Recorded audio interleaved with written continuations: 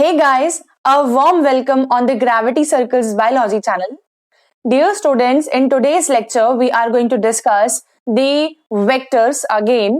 हम लोगों ने लास्ट क्लास के अंदर आइडियल वेक्टर के कैरेक्टरिस्टिक्स सारे के सारे कवर कर लिए हैं, जिसके अंदर हमने देखा कि ओरिजिन ऑफ रेप्लिकेशन की क्या इंपॉर्टेंस है, हाई कॉपी नंबर क्या होता है, सिलेक्टेबल मार्कर की रिक्वायरमेंट क्यों होती है एक वेक्टर के अंदर, ठीक है। फिर डिफरेंट रेस्ट्रिक्शन एंजाइम्स के द्वारा रिकॉग्नाइज की जाने वाली साइट्स एक वेक्टर में क्यों प्रेजेंट होनी चाहिए, और हर एक रिकॉग्निशन सीक्वेंस फाइंड करने के लिए एक एंजाइम का रिपीटेशन सेम वेक्टर में होना चाहिए कि नहीं।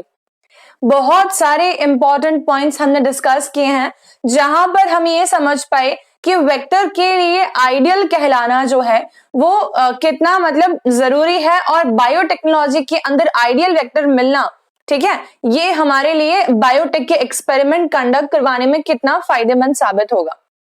Now when we are talking about the recombinant DNA technology, we will come across different kinds of vectors. हमारे पास बहुत सारे डिफरेंट टाइप्स ऑफ वेक्टर्स आएंगे जो कि हमें जीन ऑफ इंटरेस्ट को फिट करवाने में हेल्प करेंगे। बेसिकली हम बोलेंगे जो होस्ट के जीनोम है उसके साथ, या तो फिर हमारे रिक्वायर्ड प्रोटीन्स को एक्सप्रेस करवाने में हेल्प करेंगे, ठीक है, क्योंकि बायोटेक के अंदर बहुत सारे अलग अलग तरीके से हम लोग हमारे प्रोटीन्स बनवा सकते हैं। तो बेसिक बात ये होती है कि होस्ट की बॉडी में हमारा जीन ऑफ इंटरेस्ट जो है वो एक्सप्रेस कर पाए। जैसे मैंने बोल दिया कि मुझे बैक्टीरिया के अंदर इंसुलिन फॉर्मेशन करवाना है। Bacterias are basically the micro creatures. We are not able to see them with the naked eyes indefinitely. और बैक्टीरियाज प्रोकैरियोट्स हैं, सिंगल सेल ऑर्गेनाइजेशन वाले ऑर्गेनिजम्स के पास में कोई पैनक्रियाज नहीं होगा डेफिनेटली कि वो नॉर्मली इंसुलिन बनाते हो, बट हमने उसके अंदर इंसुलिन फॉर्मेशन जीन को अकोमोडेट करवा दिया समहाउ, तो वो सिंगल सेल भी आपको इंसुलिन बना के देगा। Like we want the protein, desired protein, to be synthesized by the host body. That is the beauty of biotechnology. ठीक है, तो हम अभी देखते हैं यहाँ पर कि हमें आगे क्या कवर अप करना है। लास्ट क्लास में मैंने आप लोगों को PBr322 की स्ट्रक्चर के थ्रू बताया था कि आइडियल या नॉन आइडियल क्या चीजें होती हैं, ठीक है। अब आज हम लोग आगे कवर अप करेंगे चीजों को, डायरेक्टली हम लोग वेक्टर के स्ट्रक्चर से ही स्टार्ट करेंगे, और मैं आप लोग को एक प्रॉपर टेबल बना के दे रही हूँ that what are the different types of vectors we are going to study in today's lecture. Okay, so let's see everyone, one second. The types of vectors हम ये पढ़ रहे हैं, the different types of vectors और examples of vectors, ठीक है। जो first हम लोग पॉइंट देखेंगे आज वो है प्लाज्मिड, ठीक है, प्लाज्मिड एज अ वेक्टर, ये हम देखेंगे, ठीक है। उसके अलावा नेक्स्ट हम लोग देखेंगे फिर bacteriophage vectors, bacteriophage as vectors, ठीक है। Then we will see cosmid as vector, we will see phagemid as vector, ठीक है। Then these are some of the things, plasmid, bacteriophage, cosmid, phasmid। इसके अलावा फिर कुछ एक आर्टिफिशियल वेक्टर्स देखेंगे जैसे कि BAC एंड YAC। ये थोड़े बहुत इनके बारे में minor detailing we will see, this is not given in NCERT, पर ये क्वेश्चंस में आते हैं नीट में और बहुत टाइम से आ रहे हैं, ठीक है, इसीलिए इनको इग्नोर नहीं कर सकते। इसके अलावा फिर plasmid, bacteriophage. Okay, please wait everyone.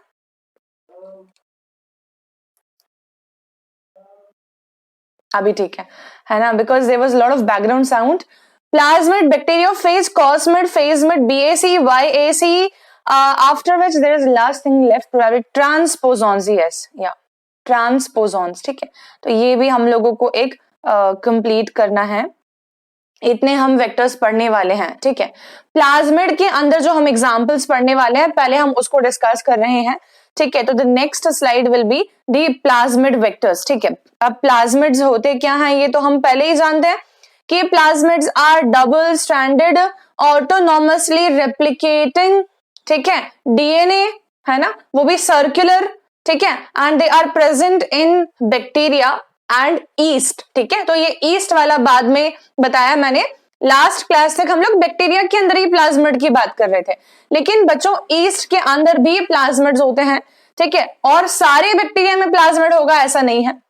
कुछ बैक्टीरिया में प्लाज्मिड होता है, सारे ईस्ट में प्लाज्मिड होगा ऐसा नहीं, कुछ ईस्ट में प्लाज्मिड होता है, ठीक है। तो ये वाली पॉइंट समझते हैं। तो फर्स्ट हम लोग देख रहे हैं प्लाज्मिड्स, ठीक है, और प्लाज्मिड्स जो होता है ना, they are one of the ideal vectors because इनका साइज बहुत स्मॉल होता है, इनका कॉपी नंबर भी अच्छा खासा अचीव हो जाता है, कई बार 300 से 500 कॉपी नंबर भी होता है कई बार, मतलब कि एक ही बैक्टीरिया में 300 से 500, ठीक है, कॉपीज हमारे जीन की ऑब्टेन हो सकती हैं, ठीक है। एंड जस्ट इमेजिन कि आपका बैक्टीरिया कितने फास्ट रेट पे डिवाइड करता है, तो आपको कितने सारे कॉपीज ऑफ आपके जीन भी मिल सकते हैं, ठीक है। तो प्लाज्मिड्स की बात कर रहे हैं। Firstly this is double stranded circular, ठीक है, DNA which is autonomously replicating, अपने आप ही रेप्लिकेट करता है, independent of the host, host के ऊपर निर्भर नहीं है, ठीक है। अभी प्लाज्मिड के अंदर हम लोग जो फर्स्ट एग्जांपल देख रहे हैं that is called as PBr 322, ठीक है। Now here comes something very important as far as the questions are concerned, as far as the understanding is concerned, ठीक है, that we need to remember such kind of examples with the names very complicated like PBr 322, POC8, these are not the things which can be understandable, और हमारी memory इसको store करेगी कि नहीं, पर ये स्टोर करेगी क्योंकि आप समझ लोगे तब, ठीक है। तो आप देखो इसका नामकरण करके देखते हैं हम लोग, ठीक है। ये naming of the plasmid is a very important topic, हमेशा एग्जाम में पूछा जाता है। तो देखते हैं ये क्या है, ये है plasmid, this small p stands for the plasmid, ठीक है। ये BR क्या है, this B and R is going to be Bolivar and Rodriguez, ठीक है, Bolivar and Rodriguez, just a second, this is O, okay, Bolivar and Rodriguez, ठीक है। अभी this is plasmid Bolivar and Rodriguez 322 क्या है, this is the number of isolation of this particular plasmid in a given laboratory, ठीक है, number of isolation of plasmid in the given laboratory, in the given laboratory, ठीक है, this is done। ये हुआ इसका नामकरण। तो ये भी क्वेश्चन आता है that the P stands for what, it stands for plasmid, this Bolivar and Rodriguez stands for what, this BR actually stands for the name of the scientist जिन्होंने इसको डिस्कवर किया, ठीक है। तो the name of the scientist is given in the second and the third letter right now in PBr 322, but this is not a thumb rule कि हर बार ही name of scientist होगा, not necessary. ये name of discoverer हो सकता है, ये name of the organisation जिसने इसको discover किया वो भी हो सकता है, ठीक है। तो नेम ऑफ साइंटिस्ट दिया है यहां पर, तो इस पर्टिकुलर प्लाज्मिड में टर्म्स एंड कंडीशन स्पेसिफाइड है, और 322 है number of isolation of the plasmid in the given laboratory, मतलब कि उस लैबोरेटरी में मान लो बहुत सारे रिसर्चर्स हो रहे थे, और रिसर्चर्स में वो लोग बेसिकली प्लाज्मिड को ही आइसोलेट कर रहे थे। अब उन्होंने देखा कि जो नंबर 322 पे, मतलब कि 322वें नंबर का जो प्लाज्मिड आया वो उनके काम आएगा आगे, तो उन्होंने उसको 322 नाम दे दिया, नंबर आया समझ। ऐसे करके नंबरिंग कैन बी वेरिएबल, ठीक है। Now another example which we are going to study today is going to be the PUC8. Now again this P stands for the plasmid, ये तो हमें पता है, this is plasmid, ठीक है, the small p always, okay. UC stands for University of California, University of California, ठीक है, and 8 is the number of isolation of this plasmid in the given laboratory। मैं क्या लिख रही थी कैलिफोर्निटी हो जाता है, रुको, कैलिफोर्निया बोलते बोलते लिखने में हमेशा स्पेलिंग मिस्टेक पता नहीं क्यों होती है, लिखते समय, आई डोंट नो व्हाई, ठीक है। चलो अब देखते हैं इसको, PUC 8 ये हो गया, 8 is the number of isolation, number of isolation, ठीक है। वापस वही बात है, of the plasmid in the given laboratory. तो ये दो एग्जांपल्स हम लोग देख रहे हैं। Example number 1 is going to be the PBr322, PuC8। ये दोनों एग्जांपल्स को बहुत बारीकी से समझेंगे, ठीक है। प्लाज्मिड PBr322 पे जाएंगे पहले, ठीक है। यहां से आई होप कि मेरे पास कोई डिलीशन ऑप्शन होता, पर नहीं है। लास्ट क्लास के लिखे हुए कंटेंट को I can not delete. Anyways, we can make it again very easy because I want you all to remember each and every point given over here in this plasmid. We will remember this with the help of a mnemonic, ठीक है। And this mnemonic was actually मेरे पास ये कब आया था, 2016 के अंदर, जब मैं जयपुर में पढ़ाती थी, ठीक है। तो we the colleagues used to discuss some of the examples and make the mnemonics in a fun way so that the students can understand it better. Okay, let's just make the PBr322 again, ठीक है। तो PBr322 has given us some of the labelings inside, right? हम उसको देखते हैं कि हमें कैसे याद रखना है ना। Just let us imagine this particular thing as a watch or a clock, ठीक है। A wall clock. We want to imagine this as a wall clock, ठीक है। Whenever you imagine a wall clock, जब भी आप लोग एक wall clock की तरह imagine करेंगे, तो मुझे बताओ 6 कहाँ बजेगी? अप्रोक्सीमेटली यहाँ, ठीक है। अप्रोक्सीमेटली यहाँ 6 बजेगी और 7 बजेगी अप्रोक्सीमेटली यहाँ, ठीक है। अप्रोक्सीमेटली रफ बता रही हूँ, वहां तो 8 बज जाएगी, ठीक है। चलो हम सुबह का अर्ली टाइम ले रहे हैं। हाँ, why this happened to me? एक मिनट रुको, मेरे को वापस सर्कल बनाने दो। ओके, ठीक है। चलो अभी यहां मान लेते हैं 6 से 7 के बजने का समय हो रहा है, 8 मान लो तुम। सुबह हो रही है, और सुबह हो रही है को हम लोग बोलते हैं ओरिजिन ऑफ द डे। यहां पर हम लोग साइट भी लेंगे तो कौन सी हो जाएगी वो? ORI, origin of replication. ऐसे करके याद रखना है, ठीक है। सुबह हो रही है, करीबन 6 से 7 या 6 से 8 बज रही है, और ओरिजिन ऑफ रेप्लिकेशन हम लोगों को यहाँ दिख रहा है, मतलब कि दिन का उदय हो रहा है, ठीक है। अब देखते हैं आगे। इधर से आता है हमारे पास ना, इधर आता है, हम देखते हैं कि एक फ्रेंड है, उसका नाम है अमन। क्या नाम है? अमन, ठीक है। अमन यहाँ से यहाँ तक है, ठीक है। Please anyone don't take it personally, ये निमोनिक के थ्रू अमन ही आ रहा है इसलिए लिया, ठीक है। तो अमन, हमने क्या बोला इसको? Ampicillin resistance site.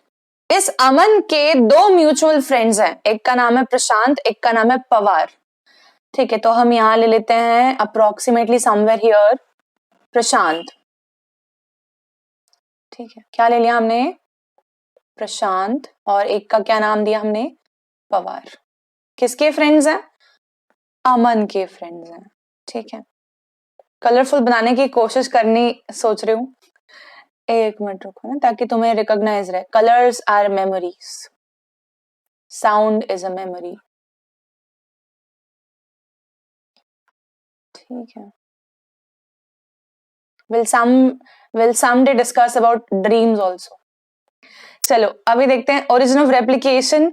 इधर आ गया हमारे पास में, ये है प्रशांत PST1, और ये है पवार। सरनेम से बोलते हैं ना ऐसे दोस्तों को कई बार, और शर्मा क्या चल रहा है, वैसे वाला, ठीक है। तो ये हो गया पवार PVU1, ठीक है। दिन का सुबह हो रहा था, और अमन के जो म्यूचुअल फ्रेंड्स हैं प्रशांत और पवार, वो लोग डिस्कशन कर रहे हैं कि उनको, वो कॉमर्स के स्टूडेंट्स हैं और उनको इकोनॉमिक्स की क्लास पढ़ने जाना है, वो भी हिंदी मीडियम स्टूडेंट्स हैं, उनको हिंदी में पढ़ना है वो, ठीक है। तो उन्होंने क्या बोला कि हमें यार क्या, वो क्या डिस्कस कर रहे हैं कि हमें क्या चाहिए? हमें इकोनॉमिक्स की क्लास चाहिए, वो भी कैसे चाहिए? हिंदी में, ठीक है, हिंदी में। चलो भैया, अच्छी बात है। एक मिनट, इकोनॉमिक्स क्लास वो भी चाहिए है हिंदी में, ठीक है क्या? ओके, तो ये हो गया अमन के 2 म्यूचुअल फ्रेंड्स सुबह ओरिजिन ऑफ रेप्लिकेशन के बाद में बात कर रहे हैं कि हमें चाहिए है इकोनॉमिक्स की क्लास हिंदी में, HIND 2, ठीक है। अच्छा, ये हो गया हिंदी। हिंदी मेरे को लग रहा है 3 होना चाहिए यहाँ पर, क्योंकि 2 तो ब्लंट इंट्रोड्यूस करवाता है, ठीक है, 3 होना चाहिए। अच्छा, फिर आता है इधर वो उनको एक टीचर मिलता है, ठीक है, टीचर होता है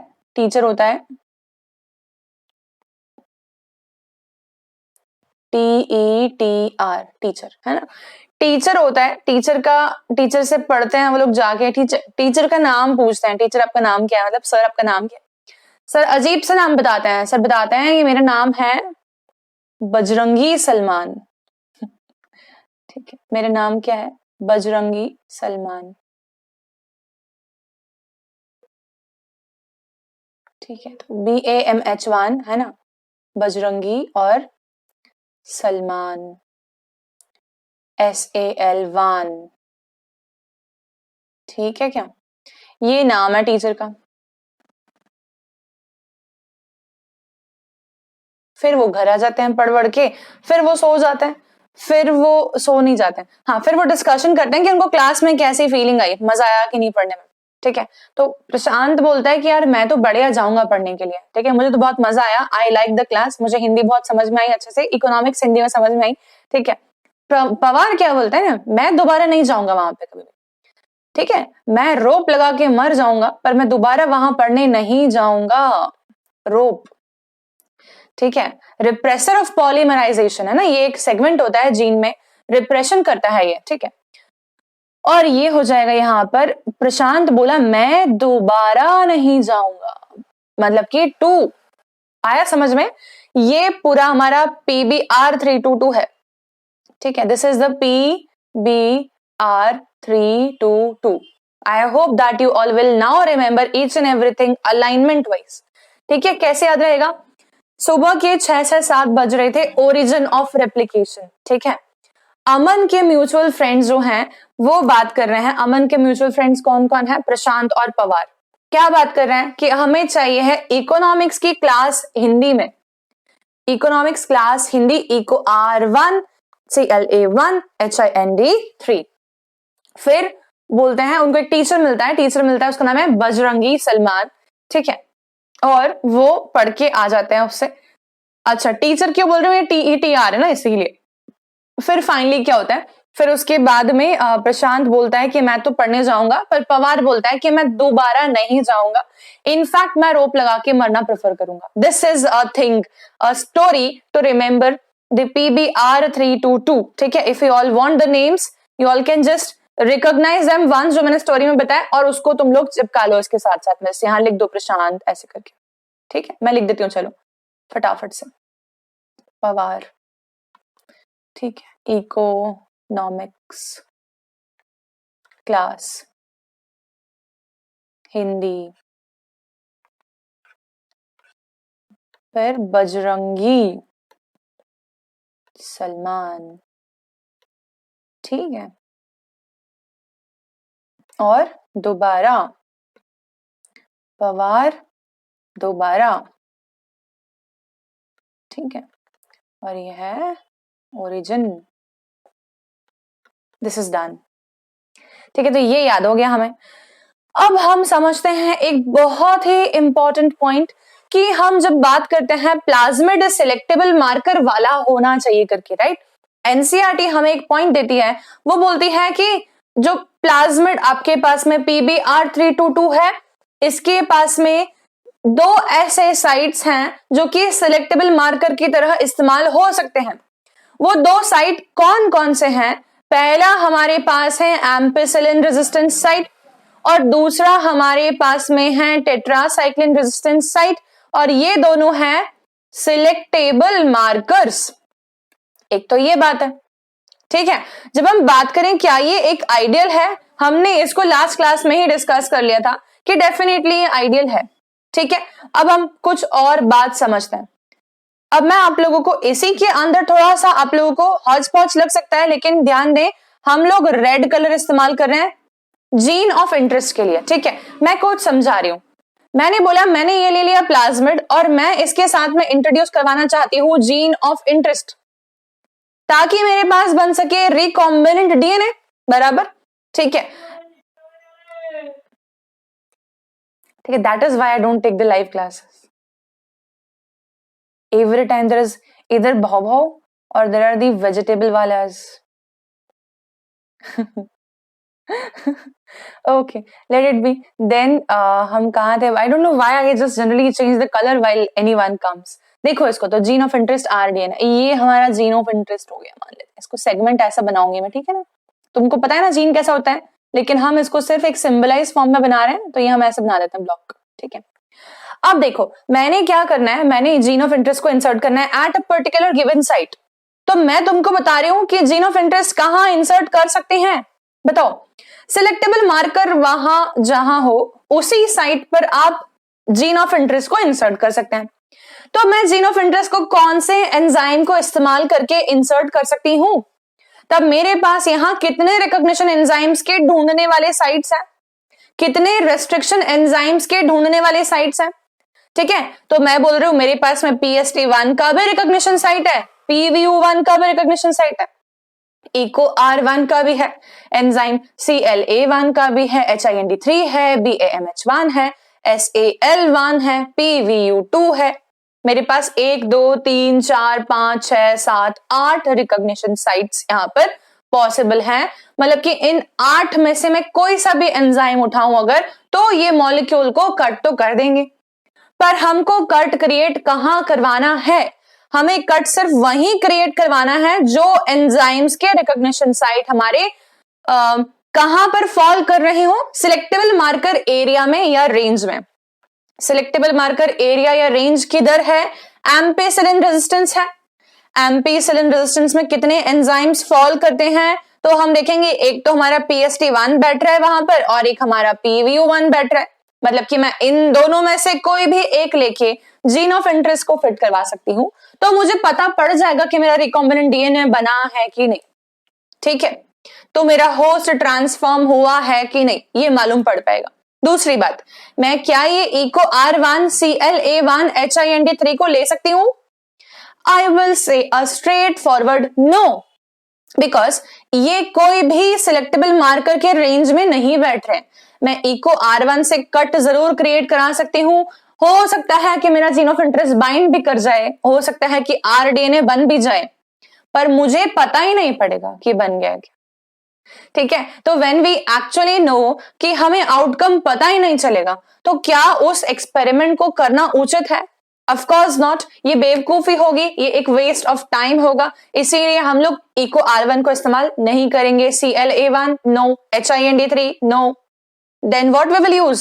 Can we use the BAMH1 and the SAL1? Yes or no? Yes, because they are falling in the tetracycline resistance site. This BAMH1 can be used, this SAL1 can be used for inserting the gene of interest. Getting my point? Can I use this PVU2? Again I will say no. ठीक है? तो basically बात क्या हुई? Basically बात ये हुई कि we can actually use 4 different restriction endonuclease enzymes to insert my gene of interest at any place within the selectable marker range if I want to know whether or not my rDNA has formed. ठीक है? तो ampicillin या tetracycline resistance site में ही gene of interest को हमको fit कराना है, इसीलिए हम क्या करेंगे ठीक है, लिखते हूं मैं यहां पर PST1, ध्यान देना। अरे यार एक मिनट प्लीज, मैं यहां जो पॉइंट लिख रही हूं ना, this again a very important one. PST1, ठीक है, PVU1 कैन बी यूज्ड, ये क्या है दोनों? ये है हमारे restriction endonuclease enzymes, can be used to insert gene in ampicillin resistant area.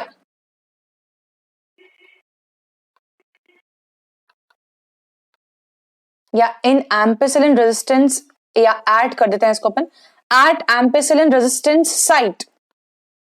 एक तो ये बात हो गई। दूसरा मैं क्या बोल सकती हूं? that the enzymes BAMH1 and SAL1 can be used to insert the gene of interest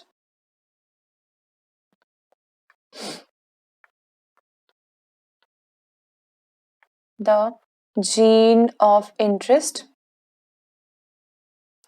इन या एट टेट्रासाइक्लिन रेजिस्टेंट साइट। इतनी बात समझ आई? हम इनका ही इस्तेमाल कर सकते हैं, ठीक है। तो आई होप कि ये वाला पॉइंट समझ आ गया हो। Now I am wishing for everyone to just take a screenshot of this slide since I am just going to erase some of the points from here, ठीक है। तो ले लो स्क्रीनशॉट जल्दी से, ठीक है। चलो अब मैं इरेज कर रही हूं यहां से कुछ पॉइंट्स, बिकॉज मुझे यहां पर कुछ तुमको लिख के बताना है, ठीक है। अब देखना है ना, अब क्योंकि ये स्लाइड में चेंज नहीं कर सकती, यहाँ पे मैंने पूरा बना रखा है इसलिए।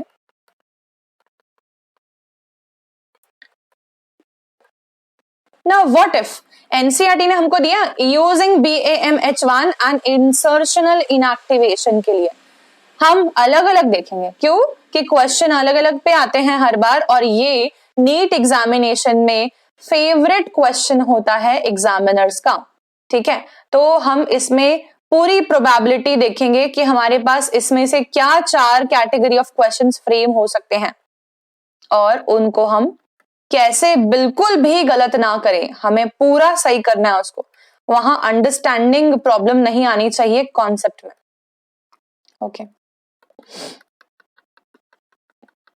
ठीक है। There are many students asking me for that one short revision series. I'm thinking of launching it, but I don't know for how many it will be beneficial. Let's see if time allows.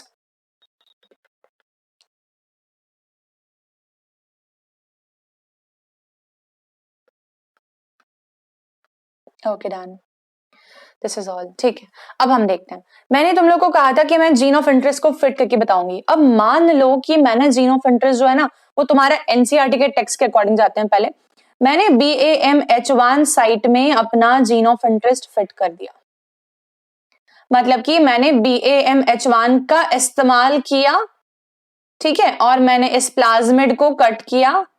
Same मैंने gene of interest को भी BAMH1 के through ही obtain किया, host के अंदर fit करवाते हैं जब भी हम लोग, तो हमको RDNA बनाना होता है, और RDNA बनाने के लिए जब हम रेस्ट्रिक्शन एंडोन्यूक्लियस एंजाइम का इस्तेमाल करते हैं तो जीन ऑफ इंटरेस्ट भी उसी रेस्ट्रिक्शन एंडोन्यूक्लियस से कट होना चाहिए जिससे कि आपका प्लाज्मिड कट हो रहा है, ठीक है। तो मैंने BAMH1 का इस्तेमाल किया और मैंने जीन ऑफ इंटरेस्ट को भी कट कर दिया और मैंने आपके किसको, वेक्टर को भी कट कर दिया। ये क्या बन गया मेरे पास, क्या यहां पर मेरा RDNA है ना, क्या मैं इसको अब सॉरी यार क्या करा हमने यहाँ पे, क्या हमारे यहाँ पर जीन ऑफ इंटरेस्ट है ना, ठीक है। तो हमारा जीन ऑफ इंटरेस्ट क्योंकि यहां पर है, can we say this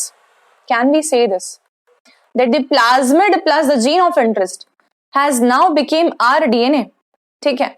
Since it is a plasmid plus gene of interest, it will be the RDNA. This is a very simple thing, ठीक है। Now अब क्या, अब मेरे को बताओ कि जब मैं बोलूंगी कि ट्रांसफॉर्म हो गया है बैक्टीरिया तो वो किस मीडियम के ऊपर ग्रो नहीं करेगा, ठीक है। तो अब मैंने क्या दिया कि मैंने इसका RDNA बनाने के बाद में मैंने इसको एक बैक्टीरिया के अंदर जो है इंसर्ट करवा दिया है, और ये बैक्टीरिया अब मेरा RDNA कैरी करके बैठा है, ठीक है, जिस पे हमने यहाँ पर RDNA समवेयर इसको फिक्स कराया था, देखा हमने यहाँ पर, ओके।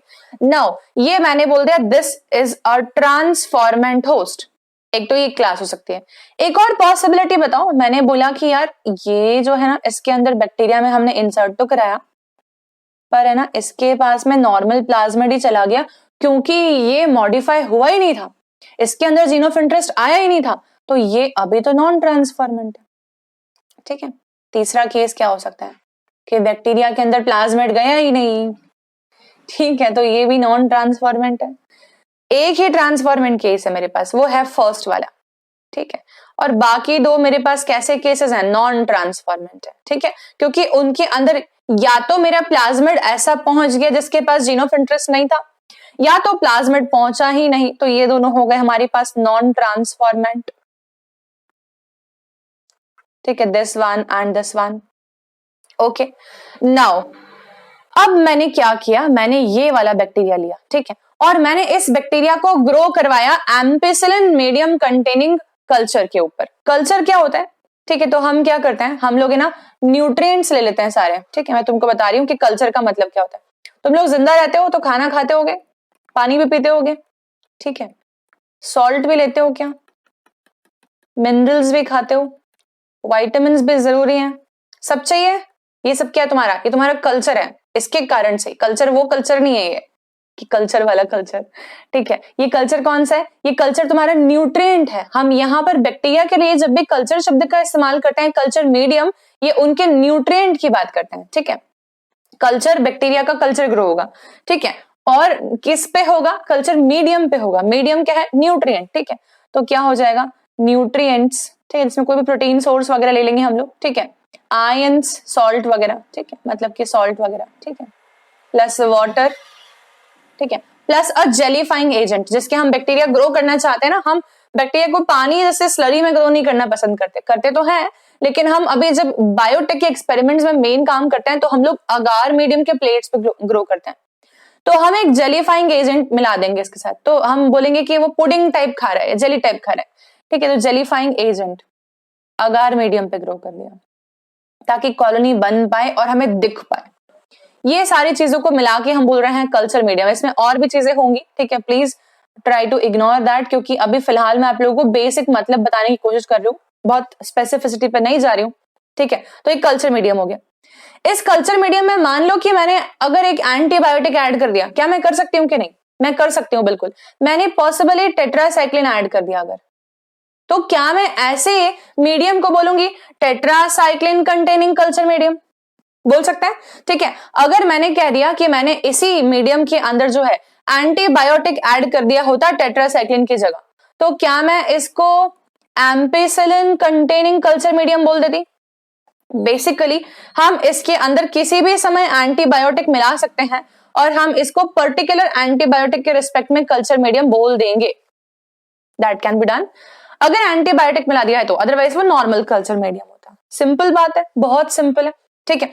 अब मैंने कहा क्या मेरा ट्रांसफॉर्मेंट, ये ट्रांसफॉर्मेंट जो है ये एक नॉर्मल कल्चर मीडियम पे ग्रो होगा क्या, अगर मैंने इसको नॉर्मल कल्चर दिया तो क्या ये ग्रो हो जाएगा, नॉर्मल कल्चर के अंदर क्या ये ग्रो हो जाएगा, ठीक है। तो हम बोलेंगे कि ये नॉर्मल कल्चर के ऊपर ग्रो हो जाएगा, यस, ठीक है। नेक्स्ट देखते हैं, क्या ये वाला बैक्टीरिया जो है मेरा ये एम्पिसिलिन कंटेनिंग कल्चर मीडियम पे ग्रो होगा। देखना वहां तुम लोग समझने वाली बात है, क्या ये एम्पिसिलिन कंटेनिंग कल्चर मीडियम पे ग्रो होगा।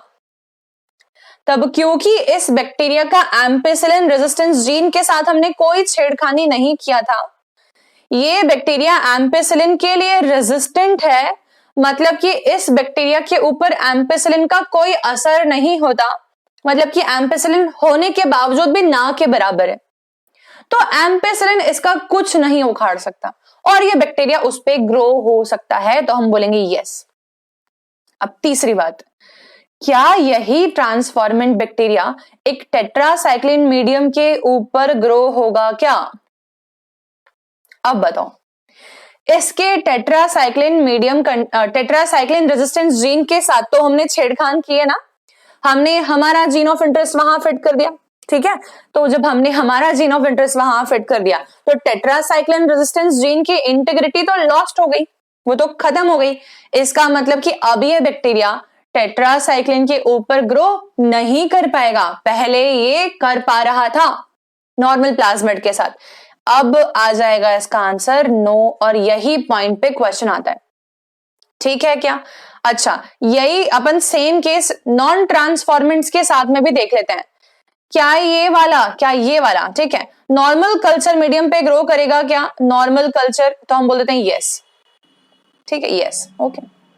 क्या यही वाला एम्पिसिलिन कल्चर पे ग्रो करेगा क्या, अब ये यस है।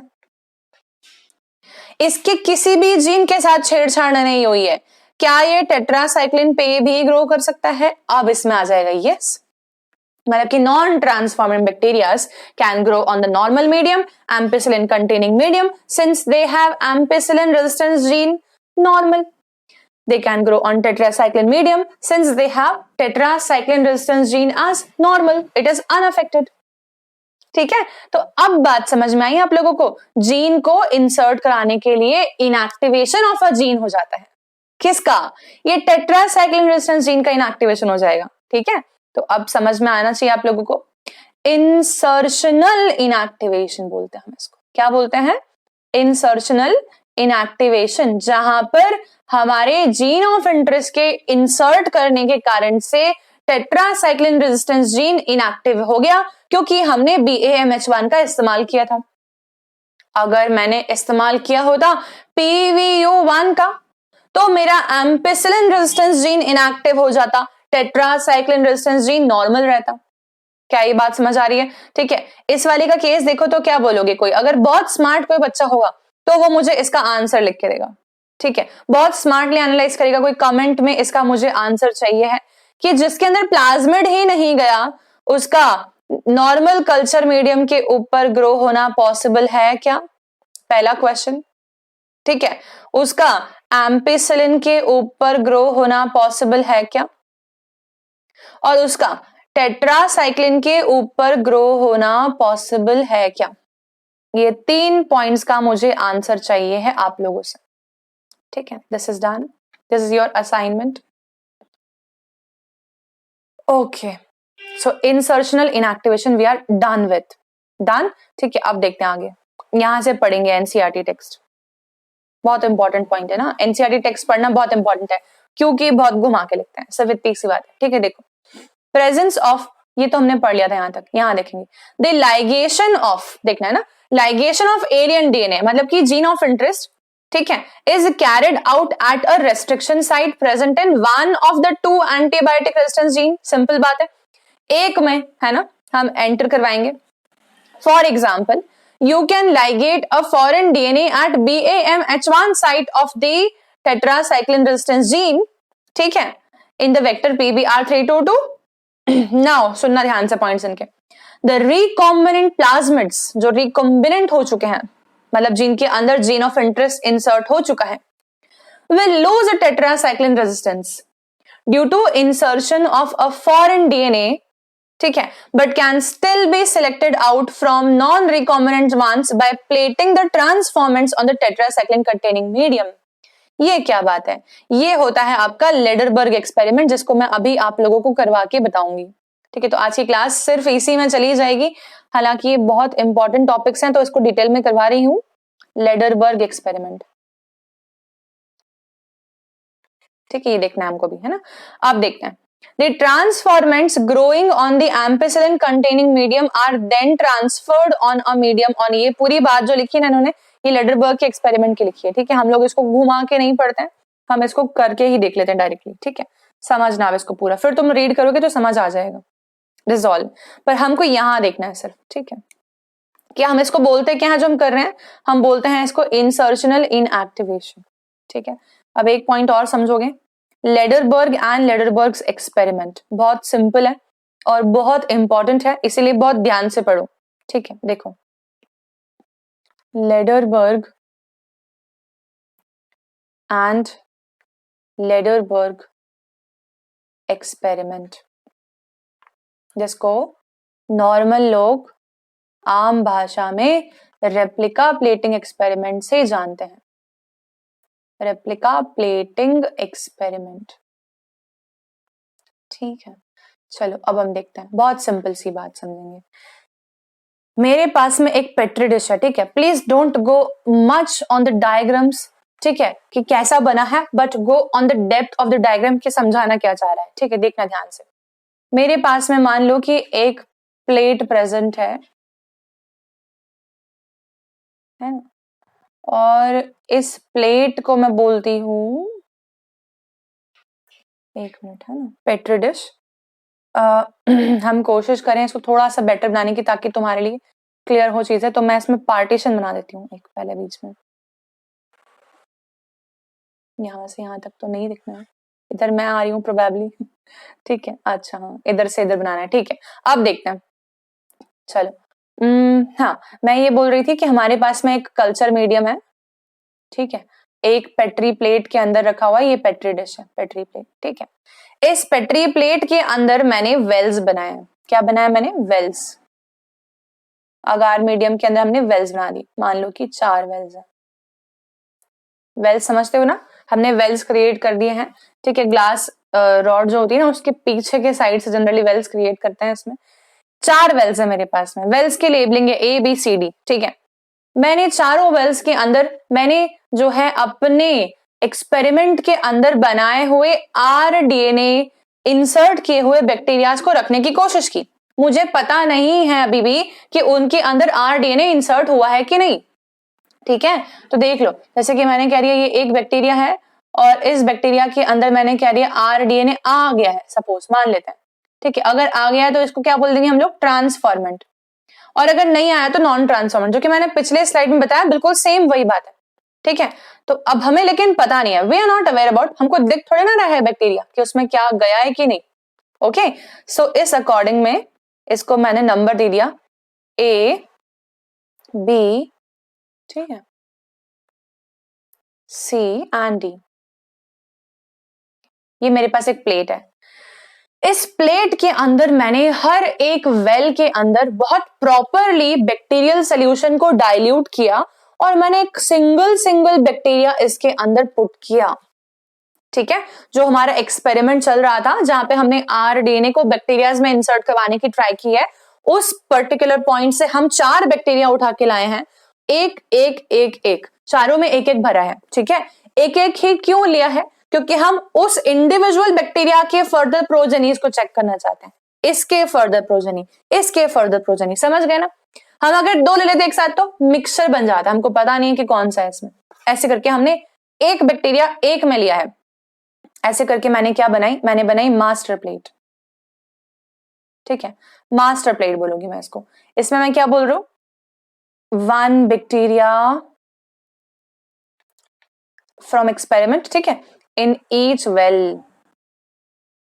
ये मैंने बनाई मास्टर प्लेट, ठीक है। अब मैंने क्या किया, अब मेरे पास मास्टर प्लेट तो आ गई, अच्छी बात है, लेकिन मुझे बताओ कि ये मास्टर प्लेट के अंदर बैक्टीरिया ग्रो भी हो गए और बन भी गया, इसका पूरा कॉलोनी की कॉलोनी दिख रही है हम लोगों को बैक्टीरिया की हर एक वेल में, है ना। वो एक ही बैक्टीरिया ने पूरी कॉलोनी बनाई A में, एक ही बैक्टीरिया ने पूरी कॉलोनी बनाई B में, ऐसे करके तीसरे ने तीसरे में बनाई और चौथे ने चौथे में बनाई, ठीक है। इसमें कंफ्यूजन क्रिएट होता है बच्चों को, इसीलिए बार बार बोल के समझा रही हूं मैं। अब देखो, यहाँ पे मेरे पास मास्टर प्लेट बन के आ गई। जब मेरे पास में मास्टर प्लेट बन के आ गई है, ठीक है, तब मैं आप लोग को क्या समझाना चाह रही हूँ कि मेरे पास एक ही मास्टर प्लेट है और ये तो मैं चाहती हूँ कि बचा के रखूं।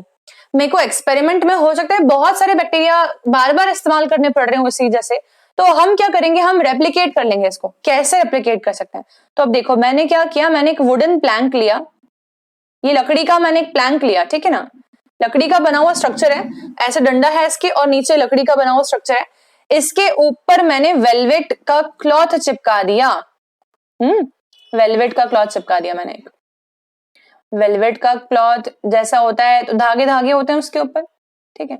ऐसे रेशम जैसे धागे धागे वाला क्लॉथ हमने लगा दिया, उस पर कुछ भी चिपकता है, ठीक है। मैंने ये लिया लकड़ी का और मैंने ये पेट्री डिश के ऊपर लगाया 1 सेकंड के लिए और मैंने वापस निकाल दिया और मैंने एक फ्रेश पेट्री डिश के ऊपर भी इसको लगा दिया। अब क्या समझ आता है, हमने इसको लिया, हमने इसको ऐसे करके टच कराया सिर्फ, और टच कराने के तुरंत बाद मैंने क्या किया, मैंने इसको चिपका दिया किसी और पेट्री डिश के ऊपर। तो क्या मेरे पास में एक रेप्लिका बन गई। बॉलीवुड में एक्ट्रेस जो कपड़े पहनती है ना, या एक्टर्स पहनता है, वो सस्ते दाम में सरोजनी मार्केट में मिलते हैं और दिल्ली में और भी बहुत सारी जगहों पे मिलते हैं। ज़ारा की कॉपीज मिलती हैं, वो क्या होती हैं, वो बोलते हैं ना रेप्लिका दिखाना भैया, वैसे, ठीक है। तो रेप्लिका प्लेट बनाई हमने एक। ये मेरे पास A आ गया होगा, इधर B आ गया होगा, रफली इधर C आ गया होगा, इधर D आ गया होगा, वही आया होगा। क्यों, क्योंकि हमने वैसे उठा के चिपकाया ना। ये A B C और D आ गया, ठीक है। ये क्या हो गया मेरा, ये हो गया रेप्लिका प्लेट। ऐसे कितने रेप्लिका बना सकती हूँ मैं, कितने भी बना सकते हो मैम, ठीक है। तो we can make many replicas, right, we can make many replicas, ताकि हमारा ओरिजिनल कल्चर खराब नहीं हो। Original culture should be preserved, आगे प्रिजर्व क्यों करना है बताऊंगी, शुड बी प्रिजर्व्ड, ठीक है। मालूम पड़ा इसी में कर दिया तो तुम्हारी सारी मेहनत पानी फिरेगी, कैसे फिरेगी बताऊंगी आगे, ठीक है। ओरिजिनल कल्चर को प्रिजर्व रखना है हमको, रेप्लिका प्लेट पे ही काम करना है, ठीक है। अब क्या, अब मैंने क्या दिया कि मुझे मालूम है कि ए पे ए है, बी पे बी है, सी पे सी है और डी पे डी टाइप का बैक्टीरिया है, ठीक है। मैंने क्या किया, ऐसे ही रेप्लिका प्लेट बनाने में मैंने एक ऐसी प्लेट बनवाई जिसके अंदर मैंने लिया था अगार मीडियम, ठीक है, प्लस टेट्रासाइक्लिन। अच्छा, लिडरबर्ग एंड लिडरबर्ग एक्सपेरिमेंट जो समझा रही हूं मैं, ये पूरा का पूरा BAMH1 का इस्तेमाल करके बता रही हूँ, ठीक है। हमने यहां लिख देते हैं, gene of interest was inserted using BAMH1 in tetracycline resistant site, ठीक है। आप समझना, मैंने क्या किया, मैंने लिया अगार मीडियम और मैंने टेट्रासाइक्लिन लिया। पहले टेट्रासाइक्लिन लूं क्या? लेना चाहिए, ठीक है। चलो, हमने लिया टेट्रासाइक्लिन, हमने ग्रो करवाने की ट्राई की, ठीक है। अब क्या सीन होगा देखो, अगार मीडियम के साथ टेट्रासाइक्लिन लिया है, टेट्रासाइक्लिन जीन तो इनएक्टिव हो चुका है, हम जानते हैं क्योंकि हमने BAMH1 का इस्तेमाल किया था। किस में इनएक्टिव हो चुका है? सिर्फ ट्रांसफॉर्मेंट में। अब समझना क्या हुआ, मैंने जब ये रेप्लिका ऐसी प्लेट बनाई जहां पर मैंने मीडियम में सिर्फ अगार नहीं लिया है बल्कि मैंने टेट्रासाइक्लिन भी लिया है, अगार प्लस टेट्रासाइक्लिन लिया है, ठीक है। इधर मैंने लिया है अगार ओनली, इधर मैंने लिया है अगार ओनली, ठीक है। तब अब क्या सीन होगा, अब देखना, मैंने ऐसा बोला कि कॉलोनी नंबर 1 बची, ठीक है, बाकी तीनों कॉलोनीज ग्रो नहीं हो पाई, समझ लो, कॉलोनी नंबर 1 बची, बाकी तीनों कॉलोनीज ग्रो नहीं हो पाई, ठीक है। तो मुझे बताओ कि ये बी नहीं है, सी नहीं है, डी नहीं है, तो क्या मैं ये कंक्लूजन निकाल सकती हूं कि B and C and D were transformant, क्योंकि वो ट्रांसफॉर्म हो चुकी थी कॉलोनीज, मतलब कि उनके अंदर प्रॉपर RDNA चला गया था, इसीलिए वो ग्रो नहीं हो पाई। और ए वाली कॉलोनी जो थी वो हमारी नॉन ट्रांसफॉर्मेंट रह गई थी, उसका जीन जो जीन ऑफ इंटरेस्ट जो है वो टेट्रासाइक्लिन रेजिस्टेंस में फिट ही नहीं हुआ था, इसीलिए वो ग्रो कर गई। आ रही बात समझ में? तो हम बोल देंगे ए क्या हो जाएगी, नॉन ट्रांसफॉर्मेंट, और बी सी डी क्या हो जाएंगी, ट्रांसफॉर्मेंट, ठीक है। ऐसे ही हमने एक और प्लेट बनवाई, देखो, अगार मीडियम प्लस एम्पिसिलिन, ठीक है। तो हम क्या करेंगे, हम देखते हैं कि एम्पिसिलिन के ऊपर तो चारों ही कॉलोनीज ग्रो कर रही हैं क्योंकि एम्पिसिलिन अनअफेक्टेड था, सही बोल रहे हो कि नहीं? अरे एक सेकेंड ना, एम्पिसिलिन क्योंकि अनअफेक्टेड था इसीलिए, इसको मैं ड्रॉ ही नहीं कर पा रही हूं उधर, ओके, ठीक है। ए बी सी और डी सब ग्रो हो गया इसमें, ठीक है ना, समझ जाना प्लीज, बहुत नीचे नीचे बना रही हूं, ए बी सी डी, ठीक है, ऑल grew up because, कारण, ठीक है, ampicillin resistance gene is still unaffected, ये होता है लीडरबर्ग का एक्सपेरिमेंट, ठीक है। तो हमने क्या किया, हमने पहले रेप्लिका प्लेटिंग करी, फिर हमने सेकेंड स्टेप पर ये वाला किया होगा और थर्ड स्टेप पर ये वाला किया होगा। तो मुझे बताओ, क्या हम लोगों को ये समझ में नहीं आ गया इससे कि आपकी नॉन ट्रांसफॉर्मेंट कॉलोनीज जो हैं वो तो ग्रो हो जाएंगी और ट्रांसफॉर्मेंट कॉलोनीज तो मर जाएंगी, इसीलिए हमने पहले वाले प्राइमरी सोल्यूशन को इंटैक्ट रखा था। भैया अगर अपन इसको फेंक देते तो हमारे पास में ये बी और सी और डी के बैक्टीरिया कहां से वापस लेते अपन, क्योंकि यही तो हमारे काम के हैं, ए तो हमारे काम का है ही नहीं। आया समझ में? Now what we will do, since we understood from this experiment that B, C and D are transformants, ठीक है, meaning that they have RDNA in them, ठीक है। we will discard A from the original culture, ठीक है, और हम सिर्फ B, C, D को ही रखेंगे, ठीक है, समझ आया? और इसके बाद में what we will do, we will just grow up the B C and D as transformant, और उनके हम देखेंगे कि हमारे बनवाने चाह रहे इन प्रोटीन को वो बन रहे हैं कि नहीं, ठीक है। We will further analyze these, we will further analyze the B C D for desired protein, जो हमको बनवाना था उससे। समझ आ गया क्या? होपफुली। ये आपका Lederberg and Lederberg replica plating experiment of insertional inactivation होता है, ठीक है। इसको क्विकली पढ़ लो यहां से यहां तक, तो आपको पूरा समझ आ जाएगा। यहां से देखना आप, ठीक है। The recombinant plasmids will lose tetracycline resistance due to insertion, ठीक है। The recombinant plasmids will lose tetracycline resistance due to insertion of foreign DNA, but still can be selected out from non-recombinant ones by plating the transformant on the tetracycline containing medium. Transformants growing on the ampicillin containing medium are now then transferred on the medium containing tetracycline, ठीक है। The recombinants will grow in the ampicillin medium definitely, but will not grow on the tetracycline medium.